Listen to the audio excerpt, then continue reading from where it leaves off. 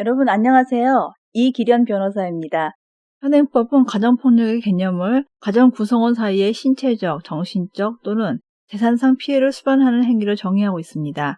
흔히 가정폭력이라는 용어는 남편이 가해자이고 아내가 피해자인 경우를 연상하기 쉽지만 가정폭력은 부부간의 폭력만을 의미하지는 않고 부모에 의한 자녀폭력도 해당됩니다. 자녀폭력의 개념은 포괄적이고 연구하는 사람들에 따라 범위가 다를 수 있습니다. 여기서는 부부간의 가정폭력에서처럼 가정폭력을 신체적 폭력, 정서적 폭력, 언어적 폭력, 방임 등으로 구분하기도 합니다.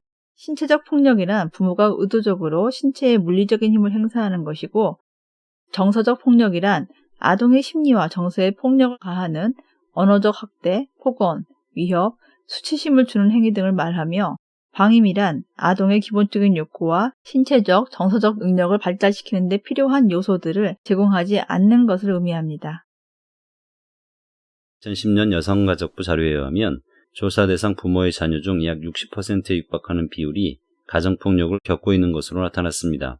여기서 신체적 폭력 유형 중 경한폭력은 허리띠, 막대기 등으로 자녀의 엉덩이를 때리는 행위, 손바닥으로 자녀의 뺨이나 신체를 때리는 행위, 자녀를 잡고 던지거나 넘어뜨리는 행위이며, 중한폭력은 자녀를 주먹이나 발로 세게 때리는 행위, 자녀를 사정없이 때리는 행위, 자녀의 목을 조르는 행위, 고의적으로 자녀에게 화상을 입히는 행위, 칼이나 흉기 등으로 자녀를 위협하거나 다치게 하는 행위 등을 포함합니다. 가정 내에서 아동들은 부모로부터의 직접적인 가정폭력 피해를 입는 것뿐만 아니라 간접적인 폭력 목격에 의해서도 피해를 받습니다. 예를 들어 부모가 싸우는 것을 목격한 자녀들은 두통, 야뇨증 등 육체적인 고통을 받거나 혹은 정서적으로도 자존감이 매우 낮고 매사에 자신감이 적거나 불안, 초조, 두려움, 불평, 불만을 토로하는 경향이 크다고 합니다. 한편 가정폭력에 노출된 아동들은 학업 성취도가 낮고 무단 결석이나 자퇴를 하는 등 학교 생활에 능동적으로 임하지 못할 가능성이 크며 학우들과의 관계도 원만하지 못하여 학교에 적응하기 어렵다고 합니다. 결과적으로 가정폭력에 노출된 아이들은 그렇지 않은 아이들보다 사회적인 활동에서 위축되거나 혹은 과잉 행동을 통해 그런 상황을 은폐하려는 경향이 있습니다. 이와 같이 가정폭력을 직접 당한 아동 혹은 간접적으로 목격한 아동들은 신체적인 측면은 물론 심리적인 측면에 이르기까지 좋지 못한 영향을 받게 되는데요. 앞에서 본 것처럼 대인관계가 원만하지 못하여 후일 성인이 되어서도 가정생활과 직장생활에서 쉽게 적응하지 못할 가능성이 커지게 됩니다. 전국 중고등학교 재학생들을 대상으로 보건복지부가 건강행태를 조사한 결과에 의하면 스트레스를 많이 느끼는 남학생은 34.8%, 여학생 49.6%로 나타났고, 학교별로 보면 일반계 고등학교, 특성화계 고등학교, 중학교의 순으로 높게 나타나고 있습니다. 또한 최근 12개월 동안 2주 내내 일상생활을 중단할 정도로 슬프거나 절망감을 느낀 적이 있는 남학생은 25.5%로 여학생 36%보다 낮았으며, 학교별로는 특성화계 고등학교, 일반계 고등학교, 중학교의 순으로 높았습니다. 최근 12개월 동안 심각하게 자살을 생각한 적이 있는 남학생은 14.1%, 학교별로는 일반계 고등학교, 특성화계 고등학교, 중학교의 순으로 높았고, 여학생은 특성화계 고등학교, 중학교 일반계구의 순으로 높았습니다. 청소년의 자살과 가정폭력에 대해서입니다. 여러 보도자료에 의하면 청소년들의 자살 생각 및 자살 충동을 일으키는 원인은 다양합니다. 따라서 어느 한 가지 원인만이 문제가 되었다고 단정하기는 곤란하지만 서울시가 운영하는 자살예방센터 상담 전화를 분석해보면 가정불화, 경제문제, 질병장애, 이성, 외로움, 고독 등의 이유가 높았다고 보도되기도 하며 통계청 자료에서도 경제적 어려움에 이어 가정불화, 외로움, 고독 등의 순으로 조사되었다고 합니다. 성적을 비관하는 중학생 친구들의 사연을 보시겠는데요. 4월 중간고사를 치르고 난 후 성적이 많이 떨어진 것을 확인한 중학생 영철이는 같은 반 친구와 카카오톡을 통해 대화를 합니다.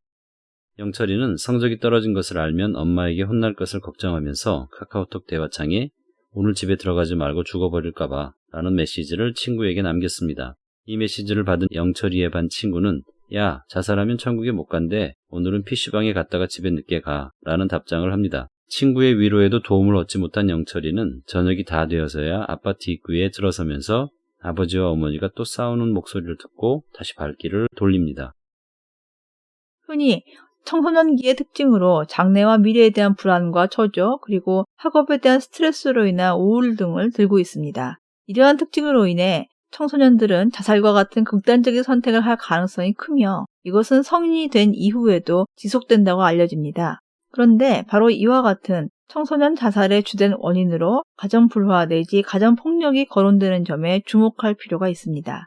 더욱이 각종 연구자료에 의하면 가정 내 자녀 폭력률이 매우 높은 수준이라고 하며 앞에서 이미 살펴본 것처럼 부모의 자녀에 대한 직접 폭력에 더하여 부부간의 가정 폭력에 의한 청소년의 정서적 폭력 등 간접 폭력까지 합한다면 그 위험도가 더욱 커지는 것이 문제입니다.